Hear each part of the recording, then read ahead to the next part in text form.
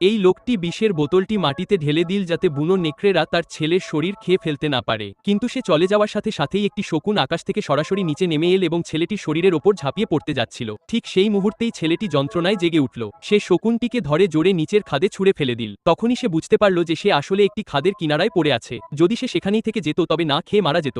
তাই সে একটি পাগলামি ভরা সিদ্ধান্ত নিল। সে ধীরে ধীরে খাদ দিয়ে নিচে নামার চেষ্টা করতে লাগলো, কিন্তু তখনই তার পা পিছলে গেল এবং সে পড়ে যাচ্ছিল। তবে ভাগ্যক্রমে সে পাহাড়ের একটি ফাটল ধরে ফেলল। এখন সে খাদের মাঝখানে ঝুলেছিল। ঠিক তখনই হঠাৎ বৃষ্টি শুরু হলো এবং তার শক্তিও ধীরে ধীরে শেষ হতে লাগলো। নিচে তাকাতেই দেখল বৃষ্টির জল একটি নদীর রূপ নিয়েছে। সে গভীর শ্বাস নিল, সাহস সঞ্চয় করল এবং লাফ দিল। পরদিন সকালে ছেলেটি মাটিতে জ্ঞান ফিরে পেল। সে তার ডান পা জুতো থেকে বের করল। পাটি খুব বাজেভাবে জখম ছিল। সে একটি কাঠের টুকরো নিয়ে সাধারণ একটি স্প্লিন্ট তৈরি করে নিল। অনেকক্ষণ হাঁটার পর সে আবারও খাদের উপরের জায়গায় পৌঁছে গেল। সেখানে সে একটি কবরের পাথর দেখল যা তার বাবা তার জন্যই বানিয়েছিল, কারণ সবাই ভেবেছিল সে খাদ থেকে পড়ে মারা গেছে। ঠিক তখনই সে